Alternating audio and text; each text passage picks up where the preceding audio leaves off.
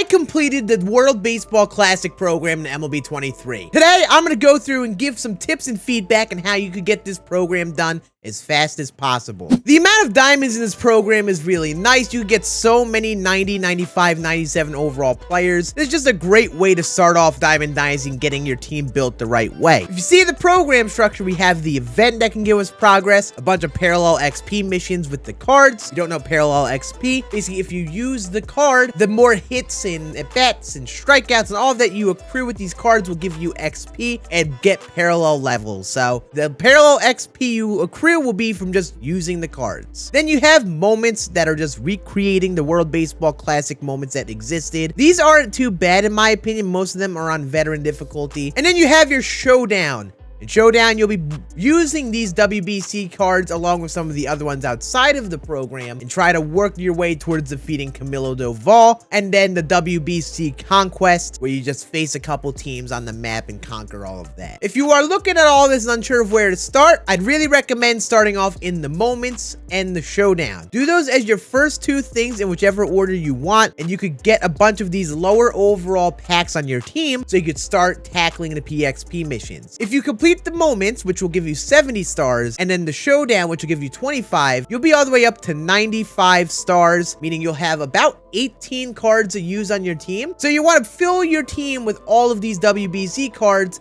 and try to use as many of them as you can. Hitters tend to take a little bit less time in comparison to pitchers. I would recommend when you're playing these games, pitch with the same pitcher game after game after game, and then keep pitching them until you get their PXP done. Then move on to the next pitcher and just do one at a time. And how we're going to get those parallel XP missions done with those diamonds that we just got is probably going to begin in Conquest. You should work on this next so you can get another 30 stars and begin the parallel XP missions. There are only 6 games in this Conquest map to play. It's not gonna be that much time to complete a lot of the pictures especially. So you're gonna get a good start on the PXP while also just beating the map. So if you have not completed a single parallel XP mission after the Conquest, at this point you would be at 125 stars, leaving you exactly halfway through the program. And now that latter half of the program, you could really get whichever way you want. I'm gonna go through the 2 main ways that I'd recommend trying to get this done. The first thing you could do is if you play offline a ton and don't want to really force yourself to play online, maybe you want to go through and begin grinding Team Affinity by playing the Team Affinity Conquest maps, for example, where you could use these cards in the games. And then now you could also get a head start in Team Affinity by playing these games and also getting the PXP missions done. Keep in mind though, if you're going to be doing this and you're not going to be playing the event at all, you're going to need to complete every single parallel XP mission except for 3 players. So at the back end here, you only be able to skip 3 cards parallel XP missions. It's going to take a little bit more time doing this because you're just going to be working on that bit by bit. So if you're trying to get the best team quickly, not going to be the fastest way of doing that. I would recommend doing what I did and then playing the event. The event is built for using these cards. So while the event currently exists, you could use the cards and get the parallel XP missions while playing online. And if you did not know, you actually get a little bit of a multiplier for playing online. You'll get a little bit more PXP, and that especially helps the pitchers. But I do want to say though, the downside of playing online in the event, you may not always get that home run that'll give you a large chunk of PXP. Play offline on low difficulties, you're probably going to find more success hitting in general. So, but if you're someone who likes to play online, who wants to try the cards and work towards the event rewards, the wins will give you 2 stars a pop,